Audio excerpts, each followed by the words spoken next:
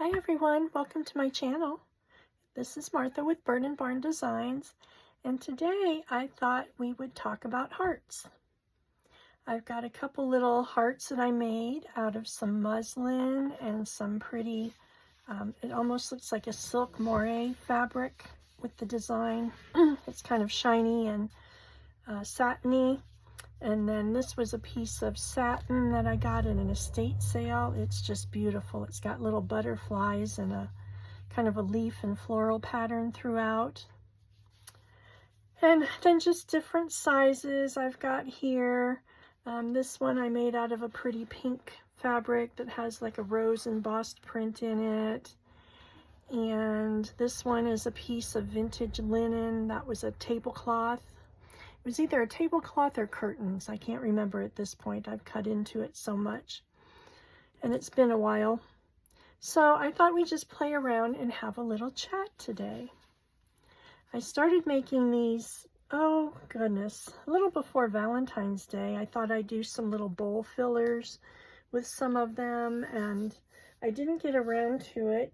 And in the meantime, my sweet friend Laura with the Shabby Dollhouse, she made a video of some gorgeous heart-shaped bowl fillers that I will link in this video. You have to go take a look at them. They are absolutely beautiful. So that is such a cute idea. So I thought we'd play with a few of the small ones. I've got a few other designs made up that I'll show you at the end. But while we are playing, I thought we would have a little chat and share a few things. I don't usually share personal things on social media, but there's something that's very near and dear to my heart that I wanted to talk about with you all today. February is National Heart Health Month, and that is a subject that is near and dear to my heart.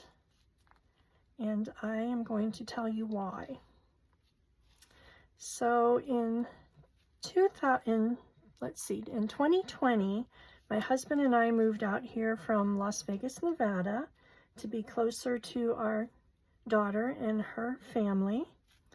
They had, I know you've heard me mention this before, they had bought a fiber mill and a farm and raised alpacas, and we just wanted to be near to try and lend some help and to be near our grandsons. Every time I would come out, it would be so hard to go home and leave them behind when I had to go back to Vegas. I never knew, you know, when I would see them again. They were so tied down here with the farm business that they didn't get away much.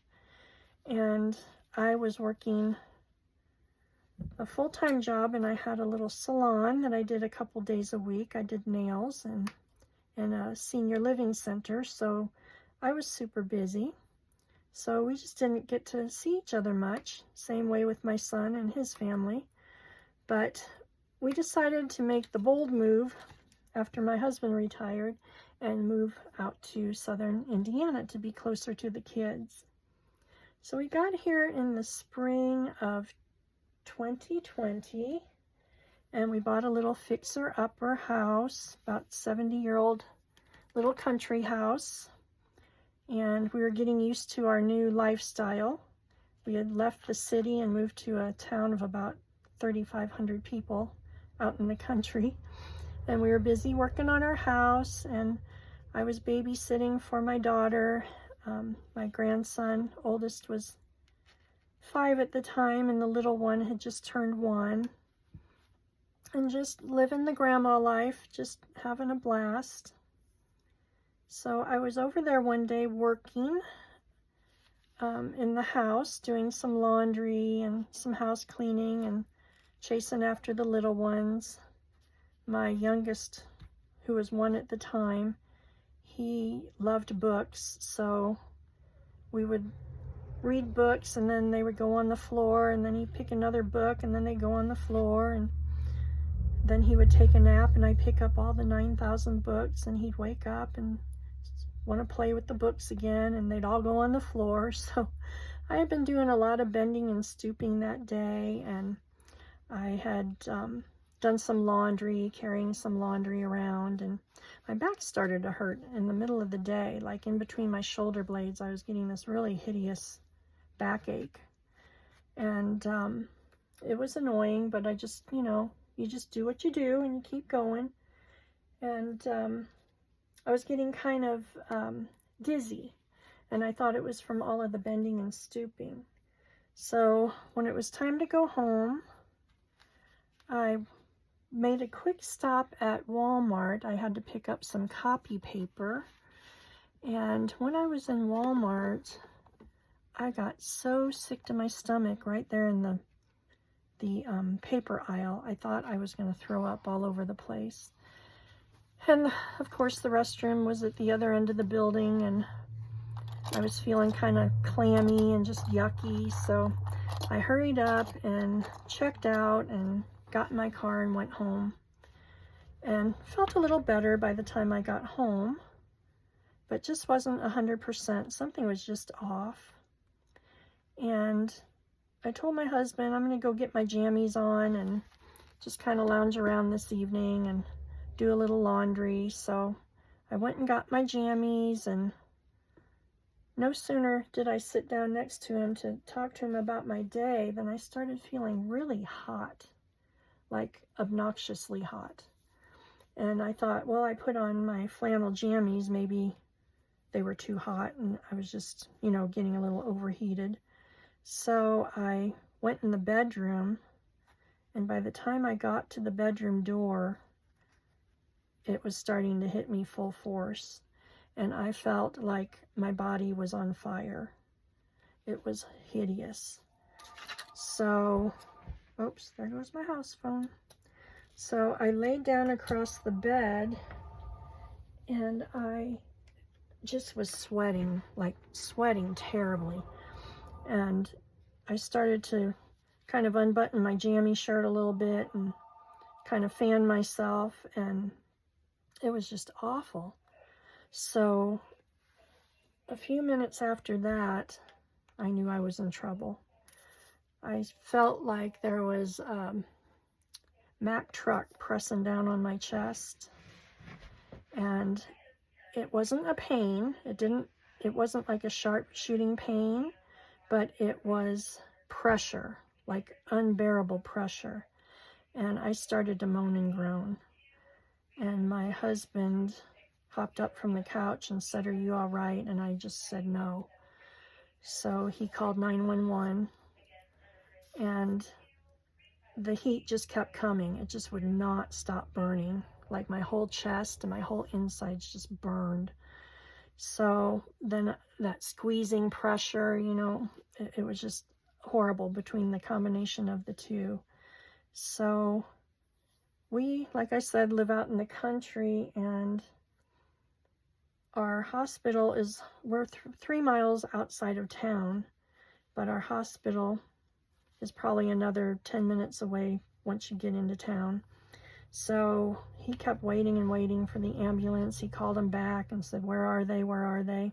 And it took about 20 minutes to get there. And once the paramedics walked in and saw what was going on, my blood pressure was like ridiculous. It was, I think it was like 200 and something over, I don't know, something ridiculous. I can't remember the bottom number, but they said, okay, you're having a heart attack. So they gave me some nitro and called in and did all the things that they do. I was kind of half out of it by then. I was kind of feeling like I was going to lose consciousness.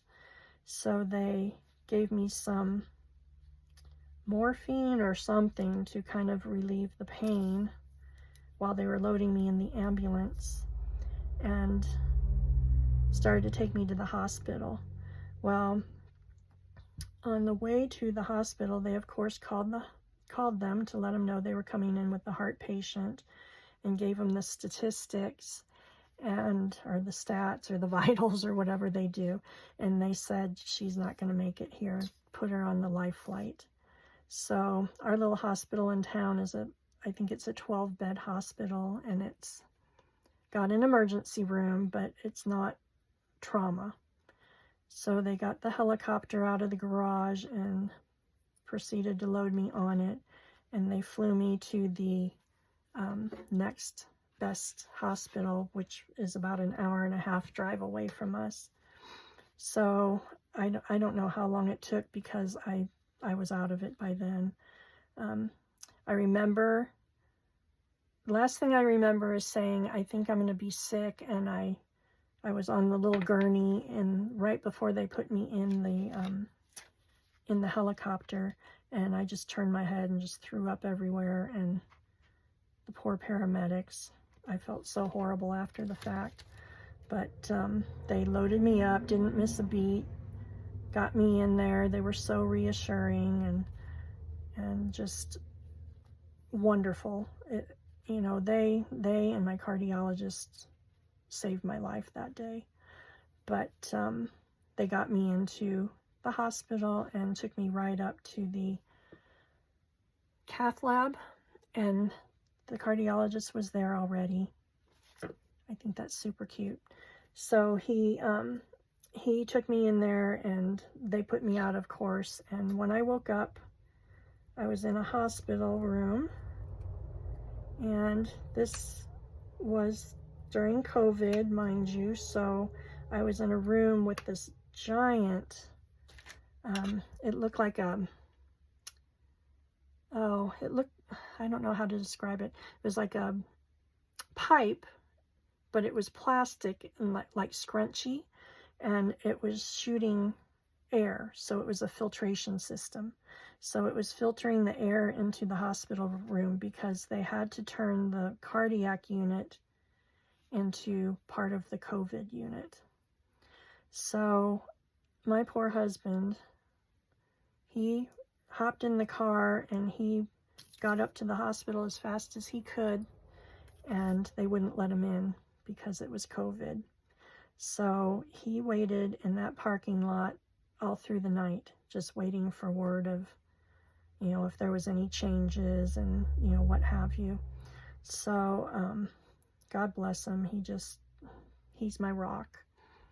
So when I woke up, they told me that I had had a massive heart attack, and they had put 2 stents in 2 of my arteries because there was like 90 something % blockage in one, and just right behind that in the other one. So in the intensive care I was for about 5 days. And when they let me out finally, because there was such a risk of me having another heart attack, they gave me an external defibrillator that I had to wear, and it was a big box. It was about the size, not quite the size of a brick, but it sure felt as heavy. And it had a big strap, so you wore it almost like a crossbody bag. And I had to wear that stinking thing for 6 months. And if it felt like I was going to have a heart attack, or if my vitals indicated, you know, something was going kooky, then that defibrillator would kick in and it would keep my heart from stopping. So they wanted to do that because they thought I had a possibility of having another blockage, but my cardiologist didn't want to stress my heart at the point of the heart attack. He did what he could at that point, but he didn't want to do any more. So he also wanted to do some more testing. So I wore that thing for 6 months, which was required, and that thing would go off on a whim. And I had to tell my older grandson, who was 5 at the time, because once I got my bearings a little bit, I was going back over there a little bit throughout the week to spend some time with the kids. But I told him, if that thing goes off and you or your brother are on my lap, you have to jump off my lap quick, because it's going to give me a shock.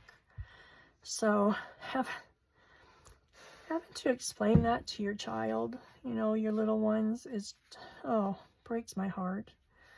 I just think, you know, it was scary enough for me to go through, but for my family to watch all of that, my poor husband the night of the heart attack, and my kids worrying about that, and then trying to make sense of it to a 5-year-old, and, You know, it just was so much. So I went along for the 6 months, and it was hard. I didn't have much energy because of the heart attack and some other issues. They found out at the time of the heart attack that I had undiagnosed type 2 diabetes, which could have contributed to the heart attack.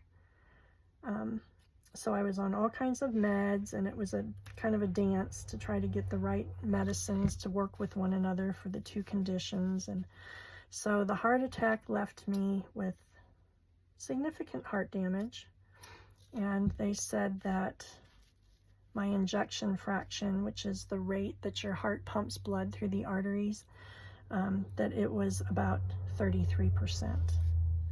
So my cardiologist told me, once you're past 50, you most of the time, if you're not in great health, you already have lost some heart function. Maybe, you know, maybe you're down to 75% to 60%, but my heart at that point was functioning at about 33%.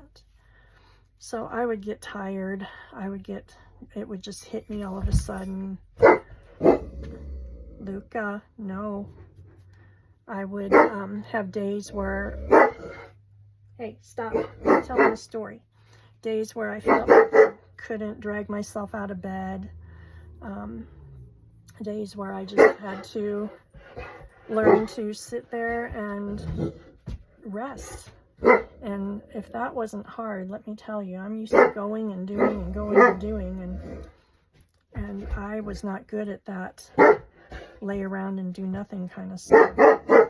So not only was I dealing, hey, enough, was I dealing with the heart stuff, I started dealing with emotional things. I was scared to death I was going to have another heart attack. I was scared I was letting my family down. I was so disappointed in myself. I knew I was overweight. I knew I was exhausted and tired all the time. I knew that my father had heart issues, and he ended up with a defibrillator. But yet I just kept pushing through and just kept going and going and going and not paying attention, not recognizing the signs. And it all culminated in that. So after the 6 months was over, we did another test to see if I had more blockage, and I did. So they went in and they put in a third stent, and I had to wait another 3 months after the stent and wear that external defibrillator. And at that point of the third stent, they determined that I did need a defibrillator just to guarantee, you know, give me some peace of mind about if my heart should stop. Because of the damage, there was, you know, damaged spots on the heart, and if the heartbeat hits those spots, or, you know, however all of that works, then you can go down in an instant and not make it. And at the time of the heart attack, my sweet daughter-in-law, she is a nurse. So my husband that night, of course, called the kids and told them all what was going on, and talked to her, because they weren't telling him a whole lot, just, you know, that it was bad, and I needed to stay there a while. So she got all of the details. She called up there and talked to the desk nurse and got some details, nurse to nurse. And when she called my husband back, she said that type of heart attack that I had was called a widowmaker, and most people don't survive. So when I sit here and tell you, it is absolutely only by the grace of God that I am still here. I wholeheartedly believe that. There were so many things that could have gone wrong that day. My kids live out in the country, even farther than we do. I was 30 minutes from home at their house. There's no hospital anywhere near them. So if it would have happened at their house, I don't know that I would have survived until the ambulance came. If it would have happened after I left their house and I was alone in the car and on the country roads, there was no reception, no phone reception. So that would have been bad. If I would have hit the floor in Walmart, you know, who knows what would have happened. I mean, just the quick thinking of the paramedics, my cardiologist, the medical team, you know, it just all fell into place. And to say that I'm grateful and beyond blessed is an understatement. So after the 3 months was up, I went in and I had the defibrillator put in, and thank goodness it has not gone off. I've not had any other issues. We do play the song and dance with the medicine still. 4 years later, it'll work a while and then something will go wrong and we'll have to switch up a dosage or a medication. One of the diabetic medicines made me sick, and I had to get off that. And so, you know, just medical thing after medical thing, and I was not ever used to that. So it was really hard. I started seeing the psychologist to kind of deal with all of this and help me through, and she was a blessing as well. So all of this is kind of just to tell you to please pay attention to the signs. You know your own body more than anybody else does. I've printed out a list here of heart attack symptoms in women, and we women feel symptoms differently than men do usually. We're not going to get the crushing chest pain, and sometimes not the numbing on the left side. So women get symptoms of nausea or vomiting. Your jaw, your neck, or your back, your upper back can have pain.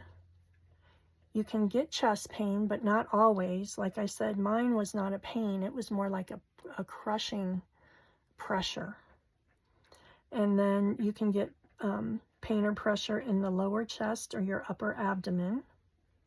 You can get short of breath. You can faint. Indigestion is a very good sign, and I had indigestion leading up to that, and I've never had indigestion before except when I was pregnant. And I all of a sudden started having that, so that was one of the signs I should have been aware of.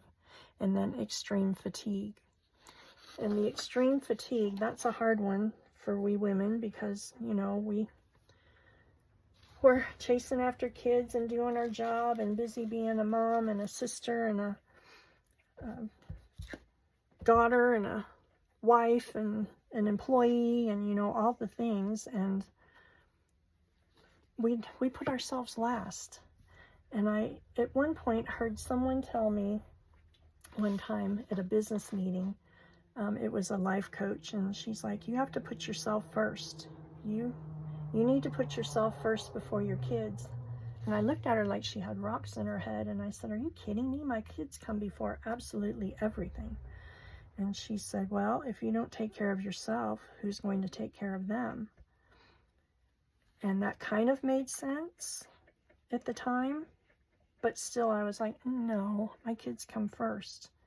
And, you know, as moms, our kids do, they come first, but we have to learn to notice the signs that our bodies are telling us. Pay attention to that. Don't be afraid to ask for help from your doctor. Don't be afraid to get things checked into. Don't be afraid to take a day for yourself if you feel like you need it.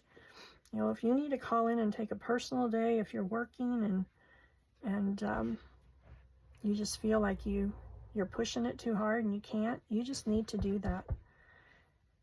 Because what the life coach said was kind of true. You're not good to anyone else if you're not good to yourself. So I think in this current medical climate, for one, you have to really advocate for your own health care. And if you think something's wrong, you keep pushing, you keep asking. If your doctor isn't paying attention, find another doctor, or demand and insist that you get things taken care of. Because your family needs you. Your family needs you. The world needs you. This creative community needs you. You know, think of all the beauty that this creative community brings to the world.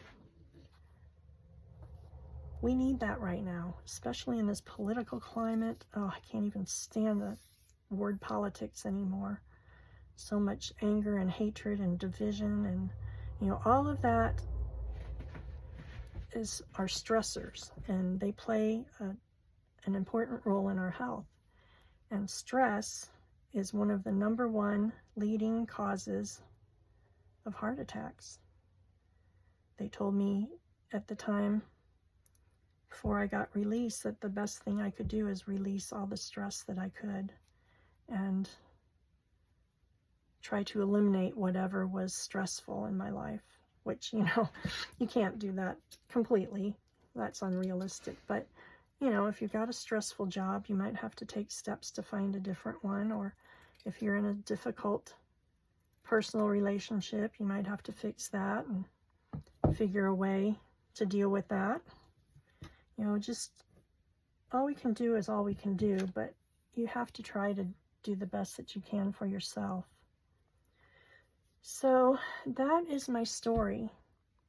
Like I said, took a lot for me today to come on and share that with you, because I don't share with people that are not in my immediate circle. I just feel like we're here to craft and have fun and make beautiful things and make friends and all of that. But being is that it is National or American Heart Association Heart Health Month, I just felt like I needed to share that with you. So we made our pretty hearts, and look how cute these look in a bowl. So I hope you'll get on and print those out. Just be familiar with the warning signs. Just, you know, if you think you need to be checked, and just be aware. That's all I'm asking. Just be aware. I learned the hard way, and I didn't pay attention to the signs, and it was life-changing. And like I said, I am so blessed to be here right now.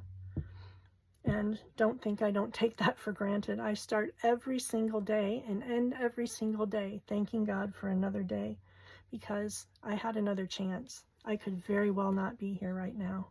And by all odds, I really shouldn't be. So that's that. Please, please check into the signs, know the symptoms, and take care of yourself. So how cute are those? Those look so cute in the bowl, I think. That is so sweet. I just love them. I think they're so fun. I've done quite a few of these that I've filled these little ones with lavender and made little sachets out of. And then I will show you the other ones. I'm working on this one right now.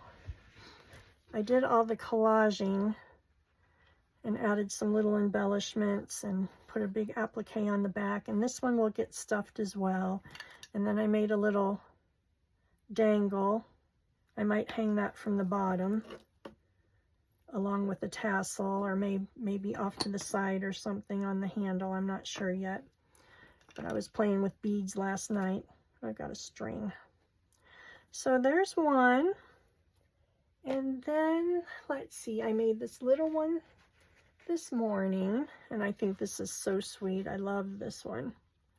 Look at how cute. You can hang it on your doorknob. And I put a little bow. I put a little ribbon handle on this one. I did appliques and trims and pearls. This little pin is removable. It's just clipped on there. And then I made a little tassel there. And I used one of my stamps, and I stamped the word love. And just did a little small dangle and tied a little tulle bow to kind of hide where it's connected. And then on the back, just kind of brought some of the appliques around. And then the sweet little bow on the handle with the little ribbon flower and a little embellishment. So I love that one. It looks really cute. I had it hanging on my doorknob earlier. So there is one. And then the other two I made last night. I beaded a handle and sewed it on. And this is some wedding dress lace that I took off of a wedding dress, and I just kind of shabbied it up and roughed it up. Just kind of gathered it in the center with this pretty little slide and just made like a little ruched heart on there. And then on the bottom is this tassel with a little dangle that I made. Look at all the glue on my fingers. Yuck, that's not cute. So the little dangle, the little tassel again with some lace, some ribbon, some pieces of satin. I think that is beautiful as well, and the pretty handle there. So that is the other one, and then I've got, oops, got one more to show you. Let's see if I can get that to stay up there. So I love them. I absolutely love them. They are so fun to make. And then I made, I think these long hearts are called the primitive hearts. And this one just kind of got wild. So I'm not sure how I feel about this one yet. I've got a lot of appliques. I used some more of that shabby wedding lace, piece of sari silk there that I sewed a little bead onto. I've got a little heart with wings on there, and then the appliques. And I covered it in this, let's see if I can pull this off. It's a satin heart, and I covered it in this wedding fabric. It's beautiful pearl and rhinestone fabric on a mesh. So the whole heart is covered in that, and then I put on all the embellishments. And then down here I made a poofy bow out of that wedding fabric, and this is another removable pin there. And then I made just a tiny little dangle down here. I'm not sure how I feel about that dangle, if it looks silly hanging off of there because the heart's so long, but it just seemed like with the beads on the top, it needed something on the bottom. And then with this bow, I didn't want to tie another bow on there. So I don't know. Give me your thoughts on that one. Let me know what you think, if I should do something different on that one. So thank you for listening to my story. I have made so many wonderful friends in this crafty community, and I'm blessed to have met you all. And actually, this situation is what got me back into crafting. After all of this happened, I was forced into retirement. I couldn't be reliable to be strong enough to go to work every day for about 1.5 years after the heart attack. And even to this day, there's several days a month I'll get up and I'll just have to rest. I'll have to, do maybe some social media stuff or researching on the computer or something and just rest. So I appreciate getting back into crafting and being back amongst all of you creative people. And I just enjoy it so much. So thank you all for listening to my story. I appreciate each and every one of you that return to my channel, and those that are new, welcome. And again, I will link my sweet friend Laura's at the Shabby Dollhouse. I'll link her video. She made the gorgeous bowl filler hearts. And I am going to put the website for the American Heart Association in the link as well. So you can just click that link and go on and just print out that little list of symptoms and stick it on your fridge or your mirror or something for a little while till you feel like you can recognize them. And just be aware, because we need you. Thank you all so much. Have a blessed day.